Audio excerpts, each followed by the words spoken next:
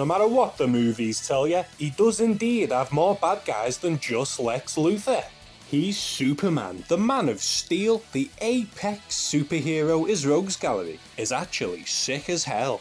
Metallo is like a smug Terminator. Parasite is legitimately terrifying in powers and appearance. I'm in love with Silver Banshee. Livewire? Yes please. But not every bad guy, the last son of Krypton, gets a good crack at glory. And on this channel, we do love the shitters, don't we? So I ask the question to you. Shall we try and find some underrated Superman villains?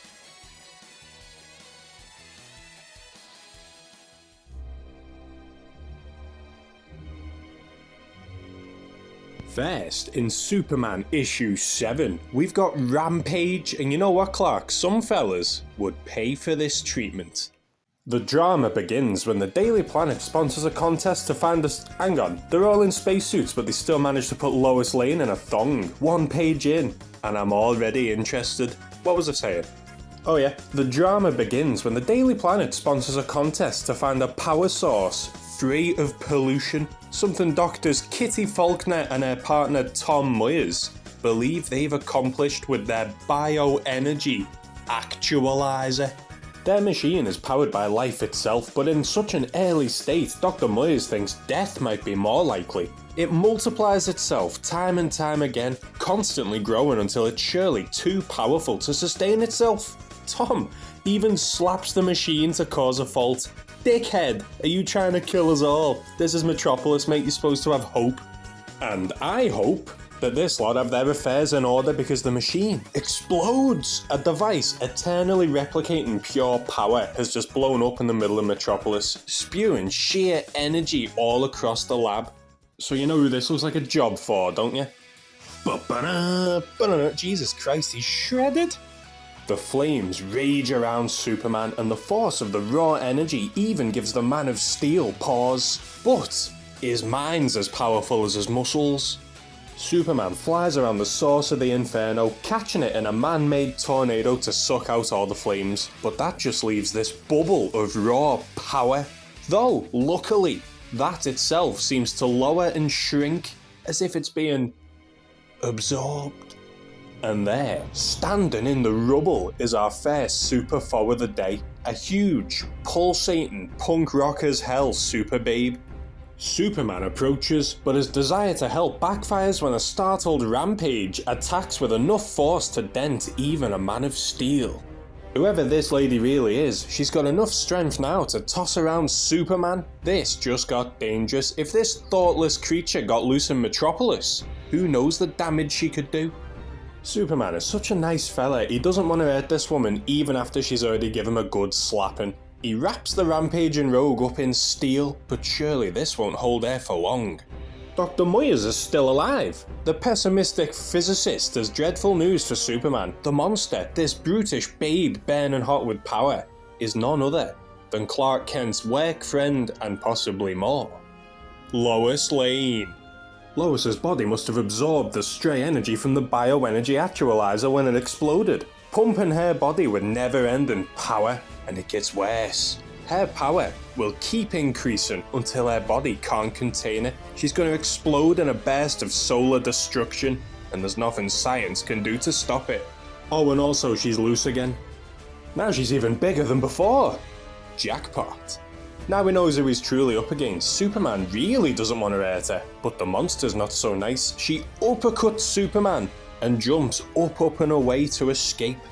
The monster's heading right for Metropolis. Our hero gives chase, leaving Moyers to the destruction, where he discovers he wasn't the only survivor of the explosion. This monster that might be Lois absolutely glows with power so much that merely touching her burns Superman. She's like a living sun, and before long she's gonna go supernova all over Metropolis. Not even Superman can stop the brute's rampage. Ellie can't even hold on to her. And now that she's landed, the city of tomorrow's future is looking grim. What a dilemma. If he doesn't stop Rampage, Metropolis is doomed. Yet how could Clark harm Lois? She's his friend. He cares more for her than he'd like to admit. If he can't hurt her, how can he stop her? Metropolis PD step in and open fire, but when Superman demands they stop, we get the twist of the issue. Lois Lane is right here. The monster's actually Dr. Kitty Faulkner, but that doesn't change the fact that Superman can't hurt an innocent.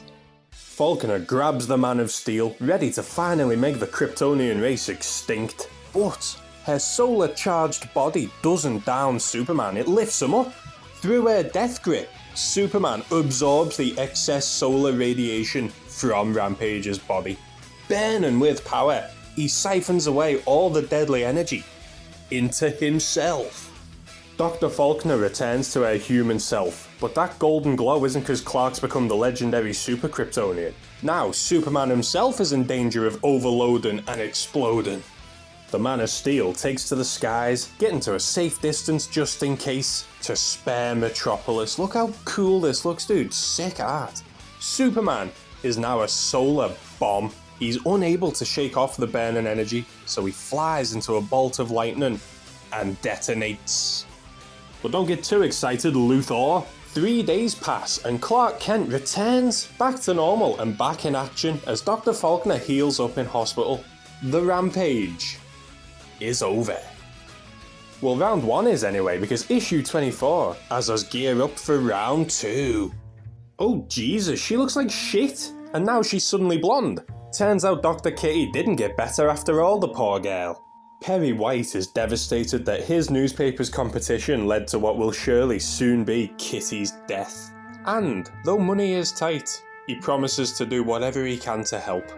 But Perry's not the only one with a helping hand for Faulkner. Her old lab partner, Tom Moyers, visits in the night with a mad science idea to cure Kitty of the powers rampaging within her frail form. Moyers caused the explosion that did this to her in the first place, so she tells him to do one. But really, what other choice does she have? Elsewhere in Metropolis, Superman's good deeds get the attention of Senator Forrest, a man looking to use the Man of Steel to boost his image for an upcoming election. Clark doesn't let himself get political, but the nerve of Forrest using such a hero for his own gain. Dr. Moyers' cure for Kitty is to bathe her in solar and cosmic energy and have her wear a collar to regulate the radiation lurking within her, and though it seems to work at first, Moyers again screws Kitty over when he flips the script and pumps the woman full of space power. Rampage has returned, but before she can smash him up, he KOs her with chemicals long enough to set up the next part of his scheme. Over the next few days, Senator Forrest's campaign trail is a trail of destruction. His officers are torn apart and left behind as slanderous messages provoking questions the senator doesn't want asked. Sounds like quite the enticing story, and so ace reporter Clark Kent investigates.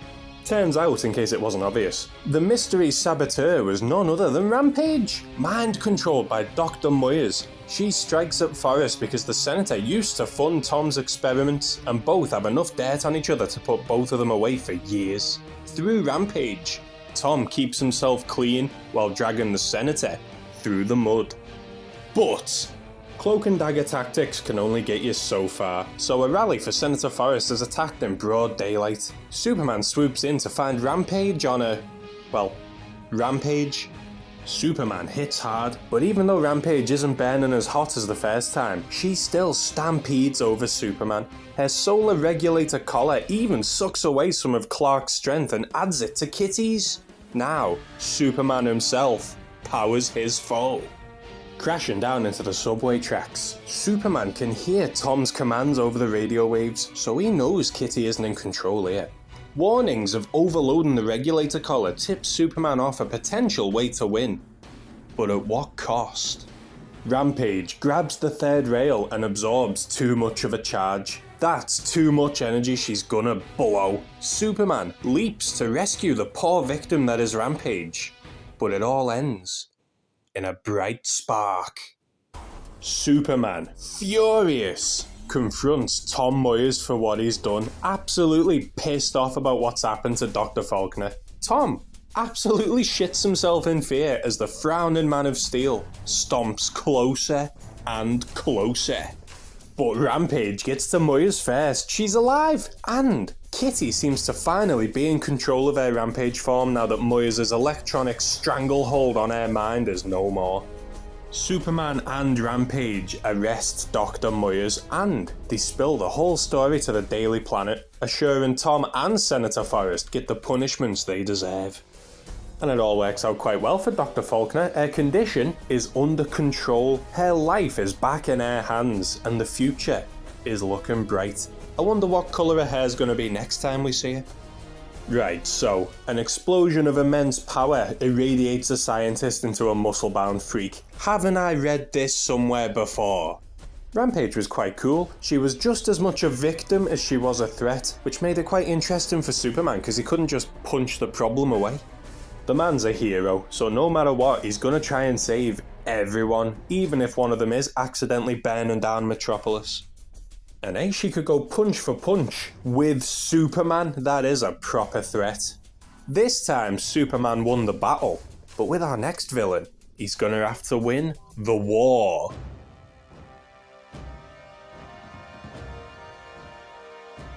I know he was in a movie, but I'd still call him obscure enough for this. Superman issue 4 spills blood with Bloodsport.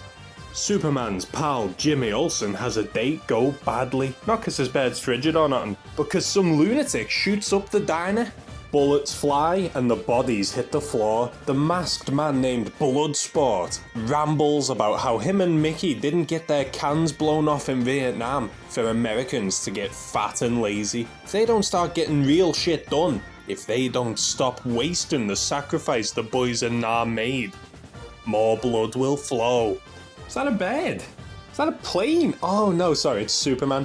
Surely this Bloodsport fella is screwed now. Olsen has summoned his pal.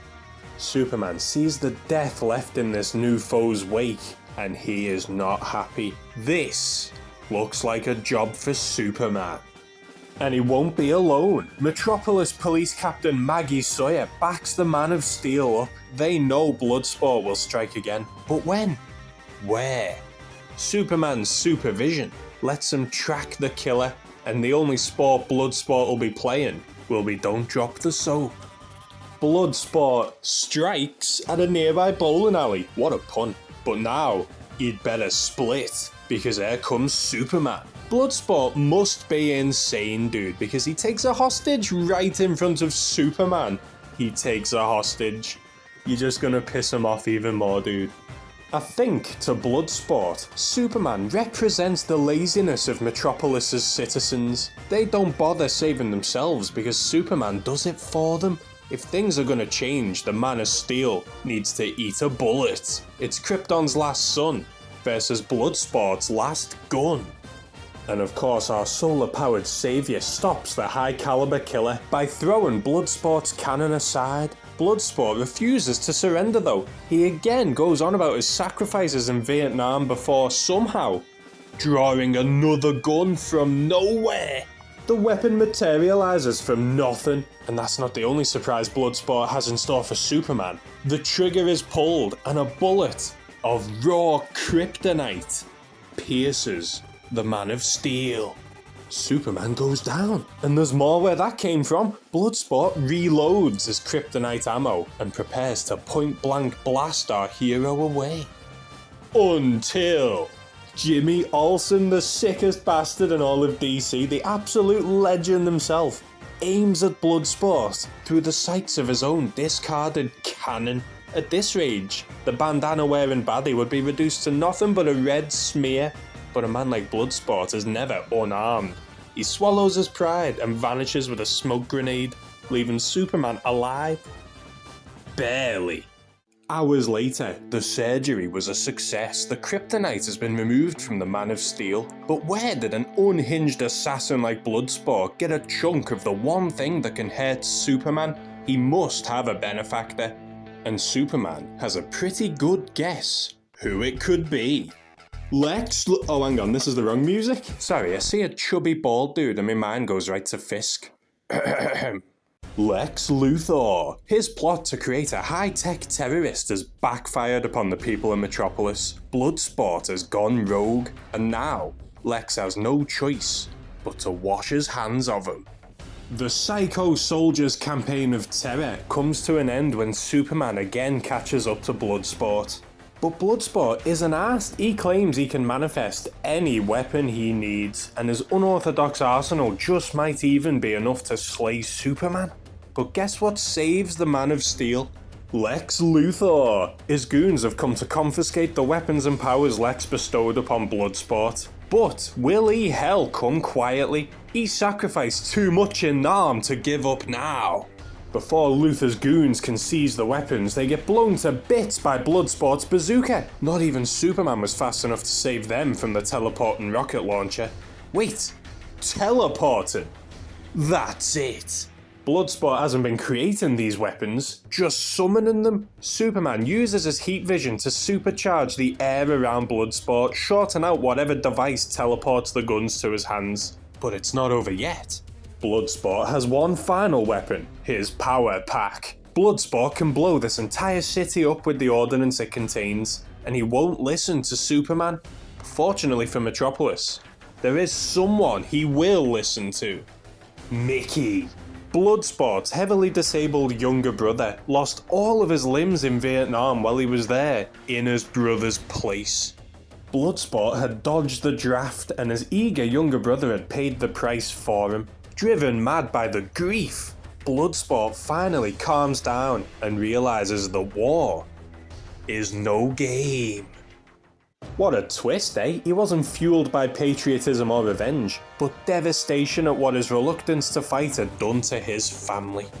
Mate, you know you're a lost cause when even Lex Luthor thinks you're too crazy to use. Cool power idea though. Summoning any weapon you need would make you almost unstoppable in any story where you're not fighting Superman.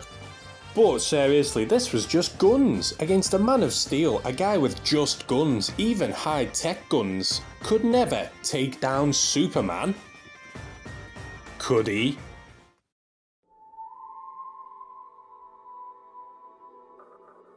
Y'all best be gathering round that there campfire, 'cause I'ma tell y'all the tale of the Terror Man. On a blistering hot afternoon, a dust-drenched stagecoach lumbered over a western trail. Slow up, Clem. There's a young'un up ahead. Poor little critter must have gotten himself lost. You're in southeast Arizona sometime during the 1800s, when such a scene was typical of the Wild West. But the spellbinding events you're about to witness will make all other western adventures seem tame. Take heed. This is the origin of Terror Man. As soon as the driver pulled his team of horses to a halt. Throw down the strong box, gents. Pronto! Or I'll plug both of you, fella lad. He's only a kid. Can't be more than 10 years old. Don't make no difference. He'll kill us if we hassle him. I can see it in his eyes. Next moment, a burst of gunfire sent the frightened horses sprinting away. Nice going, Sean. You did it just like I learned you. It sure does a man good seeing his only kin following in his father's footsteps. It was easy, Pa. I looked them men square in the eye just like you told me. Now that you got your first hold up under your belt, Toby, won't be long for Jess Manning and Sean is the most famous and best outlaw team in the West. I'll be learning you everything I know, so you can carry on demanding name after I'm gone. Nothing like the feel of money in your hands. Suddenly, wood and thunder, crunch, floating right out of my palms. Up there, Pa? What's that? Never seen anything like it before. All I know is it's stealing our loot. My Magna Beam has just secured another prize sample for my galactic-wide currency collection. I don't let no strange-looking dude come out of the sky and rob mine. Out of the way, Pa! You winged him! In an instant, the wounded alien became incensed with a surge of violent rage. I'll teach that impudent creature to pain me with his weapon. Oh! The human is dying. But I only intended to stun him. My anger impelled me to discharge an overdose of solar power. Already, the mental death link is beginning. The Death Link. An extraordinary power which enabled the spaceman to telepathically scan the mind of a fatally stricken person in his last moments of life.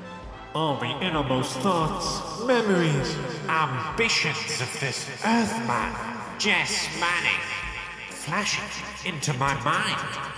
I know now the plans he had for his son Toby. How he dreamed and planned that the youth would become the greatest of all desperados. But I've robbed Toby of his destiny. Unless...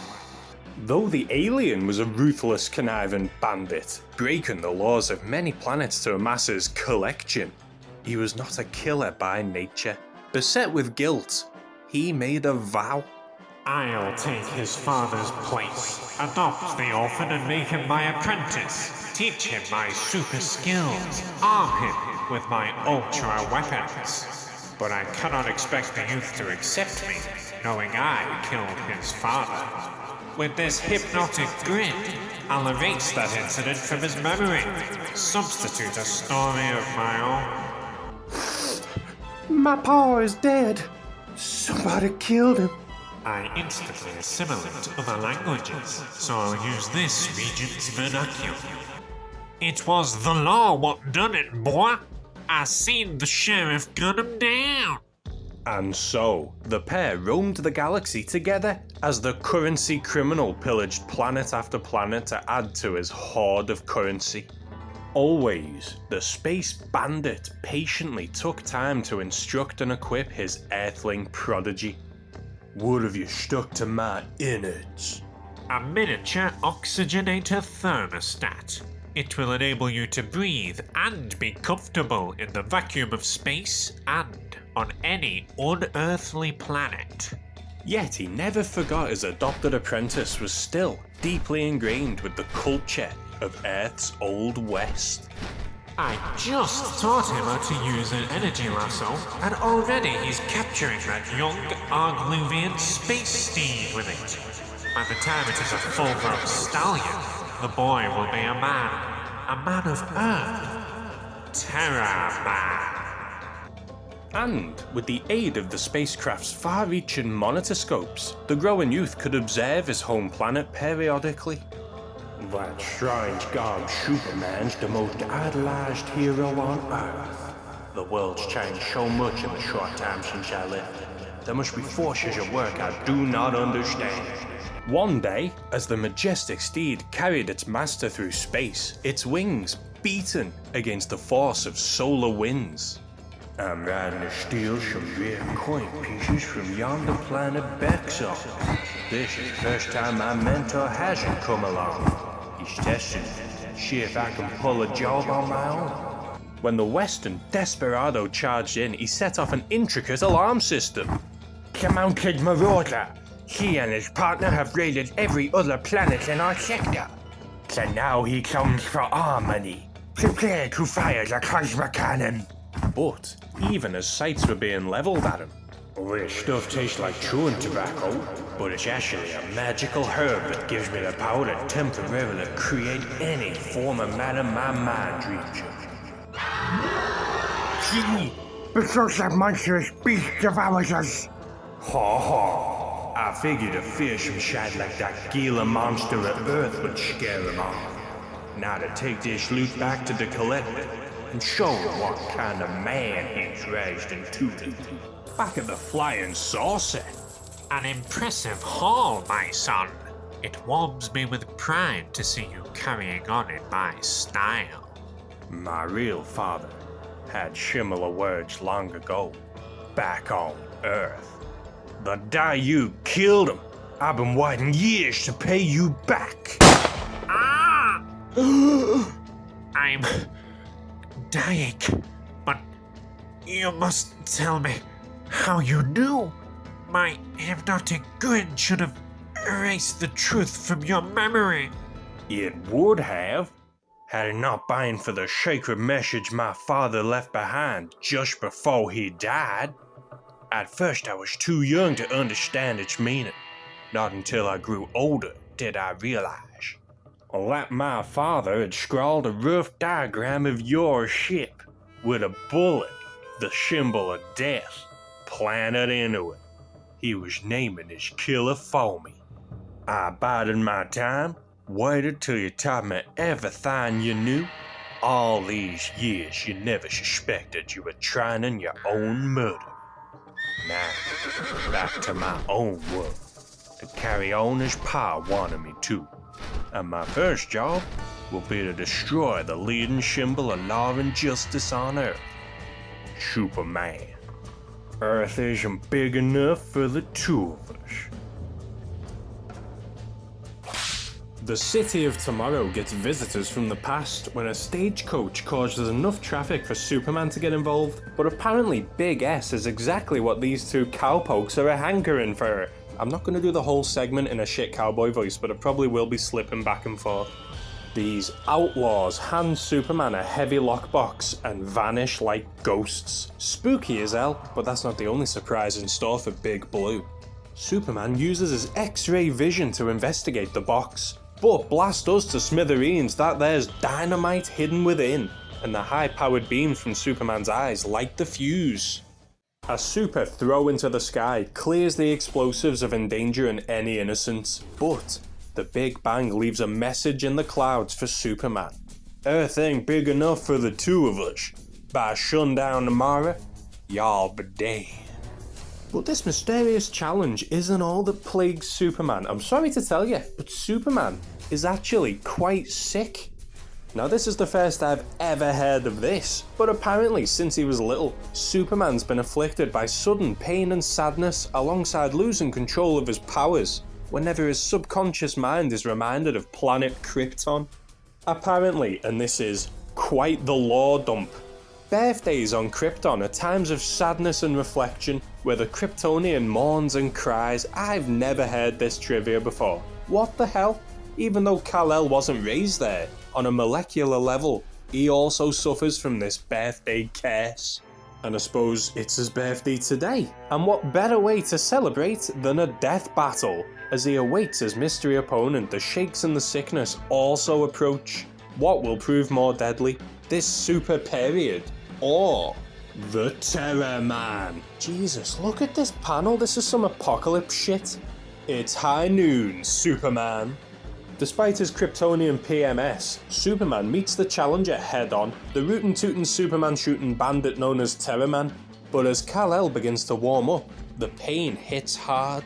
Draw! Terror Man wastes no sunlight as he blasts away with his alien revolver, shooting peas that give even Superman a hard time. The bullet grows into a metal log, winding the Man of Steel a good fair shot. But Superman's sheriff around these parts. He crushes the big bullet into dust and blows it into Terror Man's eyes. Superman uses the pocket sand technique. Now the advantage is with the hero. He leaps, and he keeps on going. His inherent Kryptonian sadness renders his superpowers uncontrollable, and Big Blue turns yellow. It looks like he's running away. But is it a bird? Is it a plane? Whatever it is, it's no chicken. Using the moon's gravity, he slingshots himself back to Metropolis. Good aim! And he Super Mario bum bounces Terror Man. Superman's pretty funny, dude. Except the Terror Man ain't laughing. He lights up a toxic cigar, and the secondhand smoke causes even the Man of Steel to choke. Another roulette of 6 revolver rounds, and Superman doesn't know how much more he can take. His uncontrollable powers screw Superman over once again, leaving him a sitting duck for the Terror Man, who finally speaks his distaste for Superman's wild antics. Terror Man loads one final bullet, ready to end this duel for good, but he failed to notice one thing. Earlier, he emptied his 6 chambers of high-powered ammo right at Superman, but only 5 hit home. Superman caught the 6th bullet in his mouth, and now he's had enough of chewing on it. Superman spits and destroys Terror Man's futuristic firearm with a perfect dead-eye shot, buying enough time to send this Western warrior down south. And his cute horsey prances the earth now. Cute. Genuinely sick villain idea, a man out of time, and a cool mixture of genres. We got superhero, sci-fi, and spaghetti western all in one. When's Tarantino gonna adapt this? Superman, the alien raised on Earth. Terra Man, the Earthling raised in space. It's like poetry. It rhymes. And it's pretty sick how he just wanted to kill Superman, because he's an outlaw and Superman represents order. It's that simple. Give your mustache a twirl and tie someone to the train tracks. The Kryptonian sickness idea was a bit shit though. It makes me think Terra Man would have stood no chance without coincidentally attacking on Superman's birthday. So, who was your favourite here? Mine was probably Terra Man, but all three were quite cool. It does annoy me a bit that Superman's movies only ever focus on Lex, and sometimes Zod, when he's got all these unique and cool villains. Maybe it's because they're scared to cross the genres or something. Characters like Parasite or Silver Banshee could add like a horror element not often seen because Superman's so powerful. But let's get real for a minute. The best bit of Superman isn't his powers. It's how he's just genuinely a good bloke. Even here, he refused to hurt Rampage because he knew within she was innocent. He took a bullet but still faced Bloodsport again because he knew if he didn't, innocence would get hurt. He could have killed Terra Man with his own bullet, but he aimed for the gun, even though Terra Man was trying to murder him for no real reason. He's the man. Who's your favourite Superman villain? Let me know and I just might give him a spotlight at some point. Now go up and away because the video's over.